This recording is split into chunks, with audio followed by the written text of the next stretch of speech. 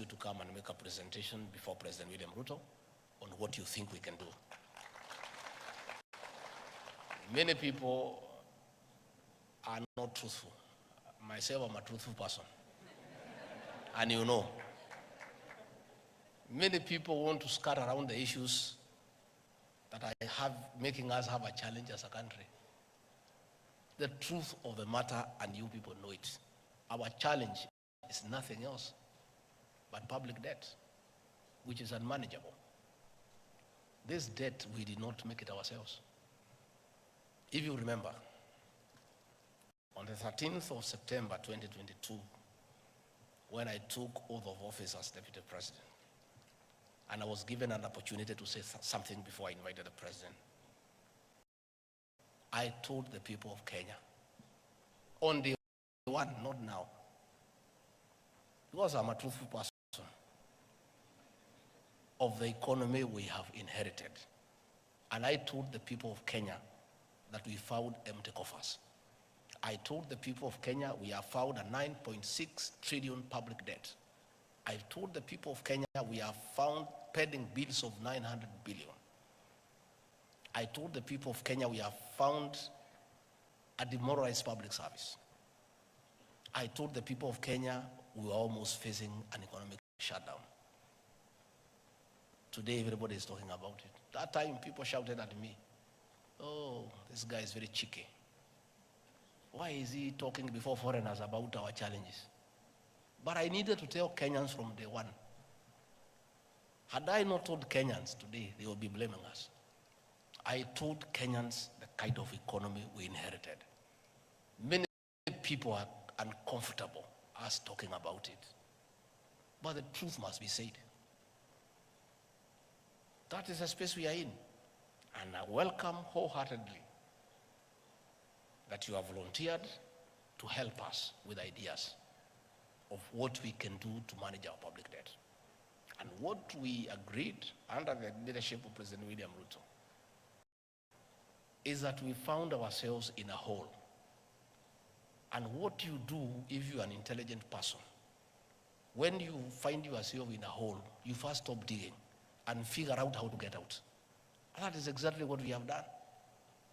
Tightening revenue collection, sealing leakages, making sure that every cent is collected to pay public debt. All those people who are criticizing President William Ruto, they need to be honest. Are they telling the president and the government not to honor the debts that we found? These are debts for the Republic of Kenya. Although they were not committed by the present administration, they were debts committed by the government of the Republic of Kenya then. You as accountants, as business people, you know, in simple bookkeeping, there are assets and liabilities. We inherited the assets. State House, my office, vehicles. Fair enough.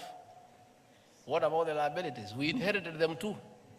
Huge public debt, 9.6 trillion, 900 billion pending bills. Eurobond, 2 billion. Accruing interest between 12 to almost 16%. Those debts must be paid, and they'll be paid by the people of Kenya, not by William Ruto or Gachagua. It is the people of Kenya. Us being part of Kenya will pay through paying taxes. These people shouting left, right, and center, telling us to default so that we can be blacklisted as a banana republic. Are they telling us not to pay the Eurobond? Are they telling us not to pay what we owe the local banks? We want them to come and tell us. Don't just shout. Offer a solution.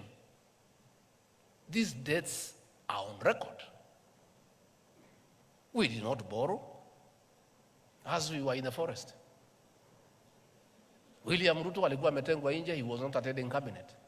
He was not attending the National Security Council. He was not part of committing the country to those debts. But he is the President of the Republic of Kenya. He inherited those debts. He has to figure out how they have to be paid. And we are inviting you, good people, to help us with ideas of what we do, how we can go about it, how do we avoid them in future. Through continuous engagement, through bilateral and multilateral diplomacy, the President has traveled around the country, the world, engaging multilateral leaders, the IMF, the World Bank, key partners, the United States, the People's Republic of China. Currently, he has just left Germany for France, to see how we partner with the world to get us out of the mess we are in. And it has started to pay. Yesterday, the World Bank made a huge pronouncement of $12 billion in the next 3 years, concessional loan on very low interest, as opposed to trying to borrow money here from local banks. The IMF, 4 days ago, made a similar announcement of a huge intervention. We have public roads that have all stalled. We need to get the contractors back on site. We have to get this money somehow. We did not create this situation. We found it. And they are uncomfortable when we say that's the situation we found. What do they want us to say?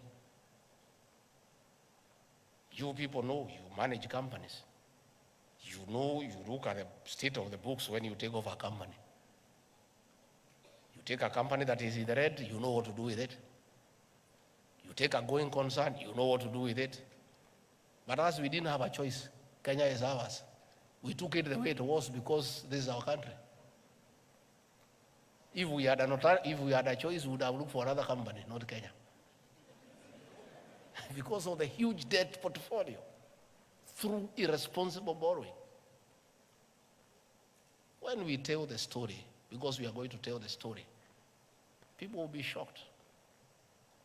How $2 billion was taken from the central bank and put in a private bank that is responsible for the situation we are in, the weakening of the shilling. And people want to sit there, and we know what they did. And we had said, let bygones be bygones. But there's a good discussion. We are going to have a good discussion. We are putting the figures into place, who took what and where, so that the people of Kenya can know why we are in this shit and this mess. To be fair to everybody, how do people expect a government to fix a 10-year mess in 1 year? A mess of 10 years. Through state capture, conflict of interest, outright theft of public resources, irresponsible borrowing, misuse of public funds, misapplication of funds into useless legacy projects. And here we are. We must be truthful to the people of Kenya because it's important that we be truthful to the people of Kenya. And when the people of Kenya finally know the truth, they will make a judgment, an assessment on who is right and who is wrong. But what I can assure you, the President and the rest of us are determined to fix this economy, and this economy we shall fix it. And there are good signs. And signs are last year, for the first time in 8 years, at the closure of financial year at midnight on June 30th, we had given every cent owed to the county governments. And previously, we had arrears of 5 to 6 months for county governments, for years. By the closure of financial year on June 30th, we had disbursed the last coin to the constituency development funds. For the first time, we have no arrears for our elderly men and women for their monthly stipend. We found an arrears for 8 months for those senior citizens who need that 2,000 to buy drugs, to buy food. We have cleared all that. Today, they get their stipend before civil servants are paid. And we have said, let anybody who has an idea on how to fix this economy come and talk to us. I want, on behalf of the President, to welcome you as ISPAC. Come and talk to our people at the National Treasury.